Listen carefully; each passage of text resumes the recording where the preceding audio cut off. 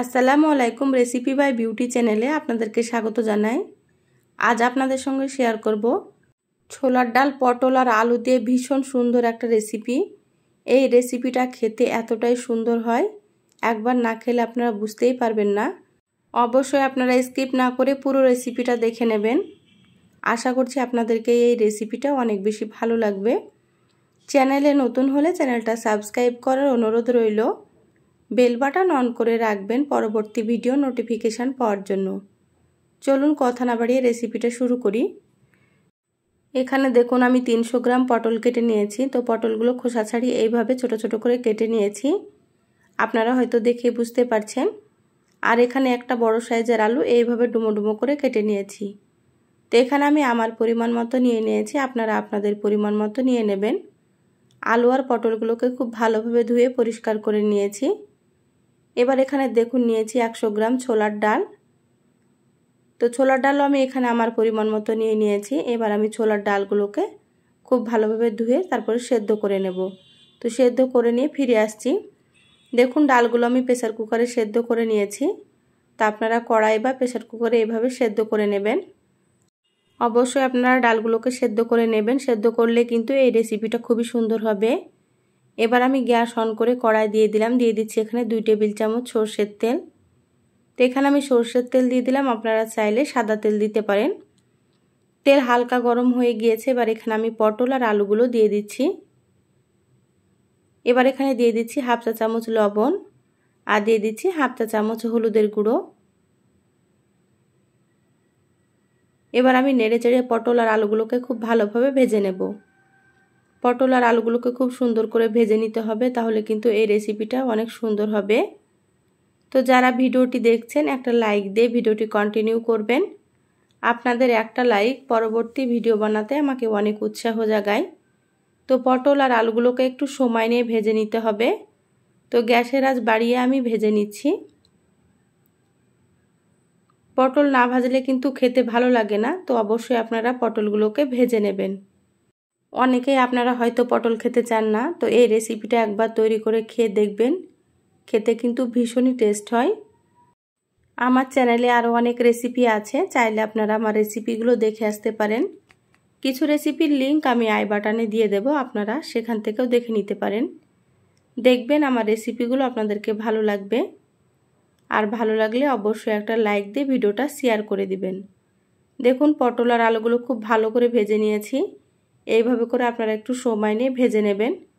কালারটা দেখে হয়তো আপনারা বুঝতে পারছেন পটলগুলো কেমনভাবে আমি ভেজে নিয়েছি। এবার আমি তুলে নিচ্ছি।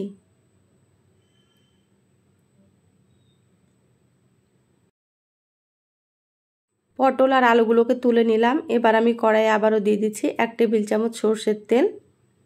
এবার এখানে দিয়ে দিচ্ছি একটা তেজপাতা আর এখানে দিয়ে দিচ্ছি কিছু গোটা গরম মশলা, 2টো এলাচ দিয়ে দিলাম, 3 টুকরো দারুচিনি আর 3টে হচ্ছে লবঙ্গ। এবার গোটা মশলাগুলো একটু ভেজে নেব। তো গ্যাসের আঁচ মিডিয়ামে রেখে ভেজে নিচ্ছি সুন্দর একটা ফ্লেভার আসা পর্যন্ত। দেখুন এগুলো ভাজা হয়ে গিয়েছে। এবার এখানে দিয়ে দিচ্ছি মিডিয়াম সাইজের 2টো পেঁয়াজ কুচি। এই রেসিপিতে পেঁয়াজের পরিমাণ একটু বেশি দিলে কিন্তু খেতে ভালো লাগে। এবার আমি পেঁয়াজগুলো নেড়েচেড়ে ভেজে নেব। তো পেঁয়াজগুলো খুব বেশি লাল করে ভাজবো না, হালকা একটু ভেজে নিলেই কিন্তু এই রেসিপিটা খেতে ভালো লাগবে। তো দেখুন আমি কিভাবে ভেজে নিচ্ছি।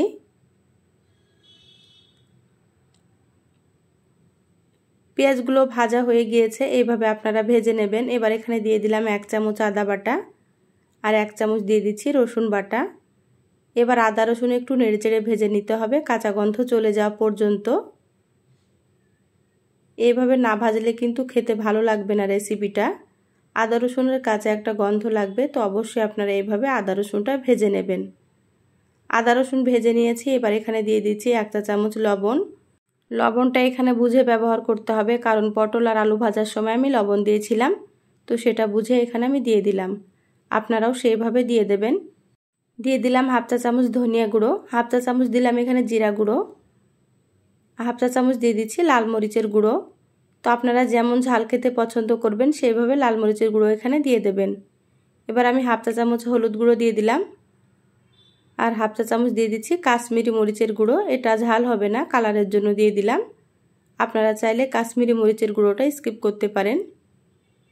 এবার এখানে অল্প একটু পানি দিয়ে দিচ্ছি। তো অবশ্যই এখানে একটু পানি দিতে হবে, নাহলে শুকনো মশলাগুলো পুড়ে যাবে। এবার গ্যাসের আঁচ মিডিয়ামে রেখে মশলা একটু সময় নিয়ে কষিয়ে নেব। তো মশলাটা যত ভালোভাবে কষানো হবে এই রান্নাটা কিন্তু ততই বেশি ভালো লাগবে। তা আপনারা একটু সময় নিয়ে মশলাটা কষিয়ে নেবেন। দেখুন মশলাটা আমি 5-6 মিনিট মতো কষিয়ে নিয়েছি। এবার আমি এখানে দিয়ে দিচ্ছি সেদ্ধ করা ছোলার ডাল, আর দিয়ে দিচ্ছি এখানে ভেজে রাখা পটল আর আলু। এবার সবগুলোকে খুব ভালোভাবে মশলার সাথে একটু কষিয়ে নেব। আরও 3 থেকে 4 মিনিট কষিয়ে নিতে হবে গ্যাসের আঁচটা মিডিয়ামে রেখে। যে কোনো রান্না যদি একটু কষিয়ে রান্না করা যায় তাহলে কিন্তু রান্নাটা খেতে অনেক বেশি সুন্দর হয়। তো একটু সময় নিয়ে কিন্তু কষিয়ে নিতে হবে। আমি সবসময় আপনাদেরকে ঘরে থাকা মশলা দিয়ে সাধারণ রেসিপিগুলো একটু সুন্দর করে দেখানোর চেষ্টা করি। আমার রেসিপিগুলো আপনাদেরকে কেমন লাগে অবশ্যই আমার চ্যানেলের কমেন্ট বক্সে কমেন্ট করে জানাবেন। দেখুন খুব ভালোভাবে কষিয়ে নিয়েছি। এবার এখানে আমি দিয়ে দিচ্ছি ফুটন্ত গরম পানি। তা আপনারাও এখানে গরম পানি দিয়ে দেবেন। ডাল সেদ্ধ করেছিলাম সেই পানিটাও আমি এখানে দিয়ে দিলাম। এবার আমি নেড়েচেড়ে খুব ভালোভাবে মিশিয়ে নেব। এই রান্নাতে একটু পানির পরিমাণটা বেশি লাগবে, কারণ ছোলার ডালে কিন্তু অনেকটাই পানি টানে, সেজন্য আমি এখানে পানির পরিমাণ বেশি দিয়ে দিলাম, প্রায় 4 থেকে 5 কাপ মতো। ঢাকা দিয়ে আমি 10 থেকে 12 মিনিট রান্না করে নেব। তো দেখুন 12 মিনিট পর আমি ঢাকাটা খুলে নিয়েছি। আর কালারটা দেখুন রান্নার খুব সুন্দর হয়েছে, আর আলু পটল খুব সুন্দরভাবে সেদ্ধ হয়ে গিয়েছে। তো এইভাবে করে আপনারা একটু রান্না করে নেবেন। গ্যাসের আঁচ মিডিয়ামে রেখে রান্না করে নিলাম। এবার আমি এখানে দিয়ে দিচ্ছি 1/2 চা চামচ গরম মশলার গুঁড়ো, আর দিয়ে দিচ্ছি 1 চা চামচ ঘি। ঘি দিলে এই রেসিপিটা খেতে আরও বেশি ভালো লাগবে, সেজন্য এখানে আমি দিয়ে দিলাম। আপনাদের কাছে থাকলে আপনারাও কিন্তু 1 চা চামচ ঘি দিয়ে দেবেন। আর এখানে গরম মশলার পরিবর্তে আপনারা ভাজা জিরার গুঁড়া দিতে পারেন। এবার আমি নেড়েচেড়ে খুব ভালোভাবে মশলা আর ঘি মিশিয়ে নেব। তো যারা আমার চ্যানেলে নতুন এসেছেন, রেসিপিটা যদি ভালো লাগে তো প্লিজ আমার চ্যানেলটা সাবস্ক্রাইব করে চ্যানেলের সাথেই থাকবেন। বেল বাটন অন করে রাখবেন পরবর্তী ভিডিও নোটিফিকেশান পাওয়ার জন্য। রান্না হয়ে গিয়েছে, গ্যাস বন্ধ করে দিলাম। ঢাকা দিয়ে 5 মিনিট রেখে দেব। দেখুন 5 মিনিট পর আমি বলে ঢেলে নিয়েছি, আর কালারটা দেখুন কত সুন্দর হয়েছে। খেতে মাশাআল্লাহ ভীষণ টেস্ট হয় এই রেসিপিটা। তো অবশ্যই আপনারা এইভাবে একবার পটল আর ছোলার ডাল দিয়ে রান্না করে খেয়ে দেখবেন। এই রেসিপিটা বাড়ির সকলেই কিন্তু খুবই পছন্দ করবে। ছোলার ডাল আর পটলের রেসিপিটা মাছ মাংসের স্বাদকেও কিন্তু হার মানাবে। আমার সহজ রেসিপিগুলো আপনাদেরকে কেমন লাগে অবশ্যই আমার চ্যানেলের কমেন্ট বক্সে কমেন্ট করে জানাবেন। ভালো লাগলে একটা লাইক দিয়ে যতটা সম্ভব ভিডিওটা আপনারা শেয়ার করে দিবেন। সবাই ভালো থাকবেন, সুস্থ থাকবেন। ফিরে আসবো আবারও কোনো নতুন রেসিপি নিয়ে। ধন্যবাদ সবাইকে। আল্লাহ হাফিজ।